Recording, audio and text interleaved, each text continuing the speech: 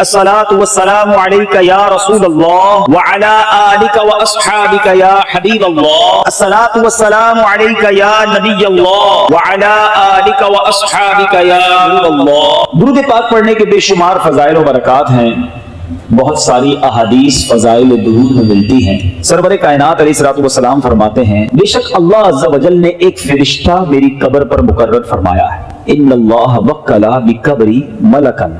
اور پھر آقا فرماتے ہیں اللہ تعالیٰ نے جسے تمام مخلوق کی آوازیں سننے کی طاقت عطا فرمائی ہے۔ آقا فرماتے ہیں بس کوئی قیامت تک جب مجھ پر درود پاک پڑھتا ہے تو وہ مجھے اس کا اور اس کے باپ کا نام پیش کرتا ہے اور کہتا ہے فلاں بن فلاں نے یا رسول اللہ آپ پر درود بھیجا ہے۔ تو گویا مطلب یہ ہوا کہ بارگاہ رسالت میں حاضری کا ٹکٹ ہے۔ آپ اگر چاہتے ہیں کہ روز میری حاضری لگے تو درود پاک اپنا معمول بنا لیجئے۔ صلو علی الحبیب صلی اللہ تعالی علی محمد صلی اللہ علیہ وسلم۔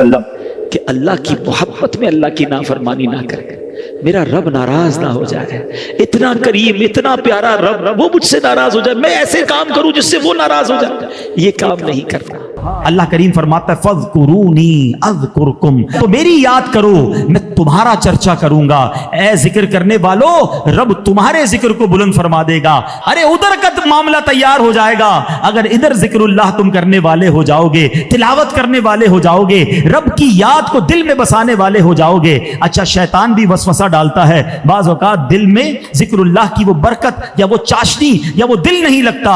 ایک شخص اللہ اللہ کر رہا تھا، شیطان نے اسے کہا کہ تو اللہ اللہ کر رہا ہے، ادھر سے تو کوئی جواب ہی نہیں آتا، کیا ضرورت ہے اللہ اللہ کرنے کی؟ اس کا دل ٹوٹ گیا، کہتا ہے واقعی میں تو روز اللہ کو یاد کرتا ہوں، ادھر سے کوئی جواب ہی نہیں آتا۔ تو سویا، رات کو خواب میں حضرت خضر علیہ السلام کی زیارت ہوئی۔ فرمایا اللہ تعالیٰ نے مجھے حکم دیا ہے کہ تجھ تک یہ پیغام پہنچاؤں کہ میرے بندے، جو تیرے دل میں اللہ کے ذکر کرنے کا شوق پیدا ہوا یہی تو ہمارا جواب ہے۔ تیری ہر بار یا اللہ میں ہماری 100 لبیک پوشیدہ ہے۔ جو ذکر کرنے کا موقع، دعا کرنے کا موقع، تلاوت کرنے کا جو موقع ملا ہے نا، کس نے دیا ہے؟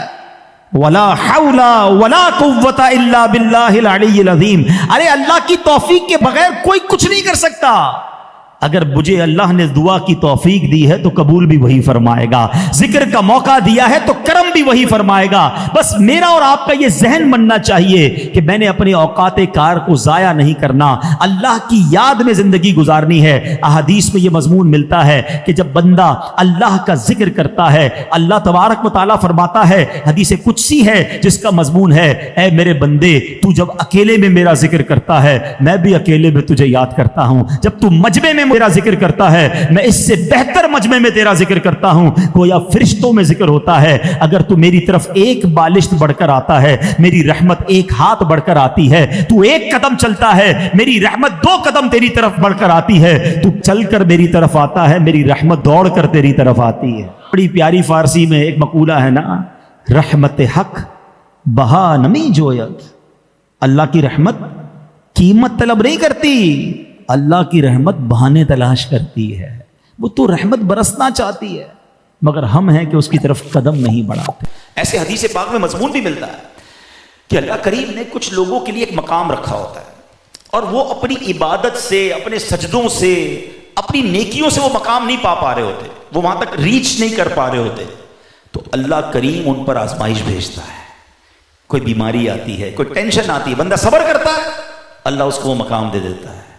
تو کیا معلوم جو مجھ پر اس وقت ٹینشن آئی ہوئی ہے وہ میرے درجے بڑھانے آئی ہے، اللہ کی بارگاہ میں مقام بڑھانے آئی ہے، مگر میں ہوں کہ واویلا، بے صبری، چیخو پکار، معاذ اللہ، کفریہ کلمات تک لوگ بول دیتے ہیں۔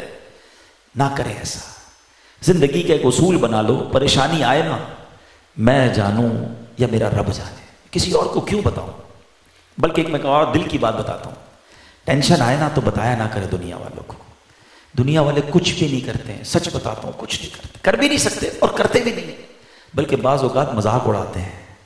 ہم جا کے بتاتے ہیں نا کسی کو میرا یہ مسئلہ ہے، ہمارے جانے کے بعد دوسروں کو بتاتے ہیں آیا تھا میرے پاس، اس کا یہ پرابلم تھا، اس کی یہ ٹینشن تھی۔ کیوں بتانا ہے دنیا والوں کو؟ وہ کہتے ہیں نا دنیا والے تو درد دیتے ہیں، زخمی دل کی دوا مدینہ ہے۔ اللہ سے عرض کرو نا، اللہ کے نبی کی بارگاہ میں فریاد کرو، وہاں درود پاک پڑھیں، کیوں دنیا والوں کو بتاتے ہیں؟ دنیا والوں کو بتا کر آخر میں کہتے ہیں جناب ہم تو صبر ہی کر رہے ہیں۔ آپ صبر نہیں کر رہے جناب، آپ نے سب کو بتا دیا۔ ایک جملہ سب کو یاد ہوگا، اللہ پاک آپ کو صبر جمیل عطا فرمائے. ہر کی تکیہ کلام بن گیا ہمارا. سوال کروں کہ بتائیے صبر جمیل کس کو کہتے ہیں؟ تو شاید کوئی بھائی کہیں گے یہ کوئی جمیل صاحب ہوں گے جن کے صبر کی بات ہوتی رہتی ہے. یہ کسی جمیل صاحب کا صبر کی بات نہیں ہو رہی.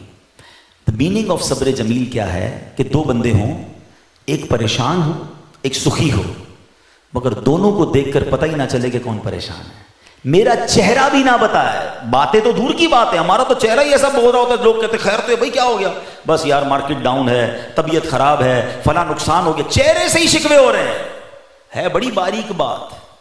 چہرے پر مسکراہٹ رکھو تاکہ سامنے والوں کو لگے کہ کوئی ٹینشن نہیں, دل میں جو دکھ ہے وہ رب کو معلوم ہے, اللہ جانتا ہے نا. تو شکر کے ساتھ صبر کے ساتھ زندگی گزرے.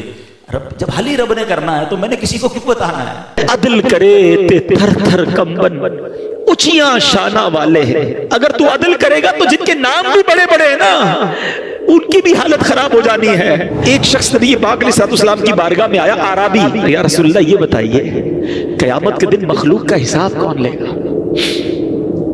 اللہ کے حبیب فرماتے اللہ لے گا. یا رسول اللہ کیا اللہ خود حساب لے گا؟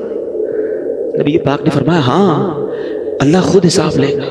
تو وہ مسکرا دیا. تو نبی پاک علیہ السلام نے مسکرانے کی وجہ پوچھی تو وہ کیا کہتا ہے کہ کریم جب کسی پر قدرت پاتا ہے نا تو معاف کر دیتا ہے, اور جب حساب لیتا ہے تو درگزر فرماتا ہے.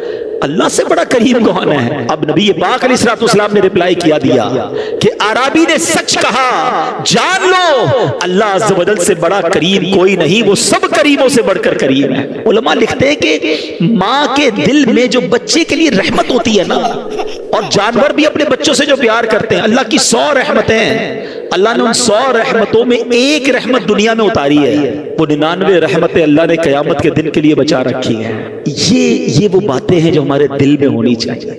انفارچونیٹلی ہم اللہ سے ہی بدگمان ہو جاتے ہیں. یہ نہ کیا کرو, اللہ سے دوستی کر لو. ہماری ایک بات کوئی نہ مانے نا ہم اس سے ناراض ہو جاتے ہیں. کبھی سوچنا ہم نے اللہ کی اب تک کتنی نہیں مانی ہے, کتنی نافرمانیاں کی ہیں, وہ کچھ واپس نہیں لے رہا, وہ دیے جا رہا ہے, ہم اس کی نافرمانی کیے جا رہے ہیں. اپنی زندگی کا ایک ٹارگٹ بنا لیں کہ میں نے اگر سب سے زیادہ کسی سے محبت کرنی ہے تو اپنے رب سے کرنی ہے. دیکھو اللہ کی نافرمانی سے بچنے کے 2 طریقے ہیں. ایک تو یہ ہے کہ بندہ اس لیے نافرمانی نہ کرے کہ وہ عذاب میں ڈالے گا, خوف سے ڈر سے بندہ اللہ کی فرما برداری کرے, یہ ٹھیک ہے جو کرتا ہے, مگر اس سے اپر لیول پتہ ہے کیا ہے؟ اے میرے بندے, تو ایک قدم چلتا ہے میری رحمت 2 قدم تیری طرف بڑھ کر آتی ہے, تو چل کر میری طرف آتا ہے میری رحمت دوڑ کر تیری طرف آتی ہے.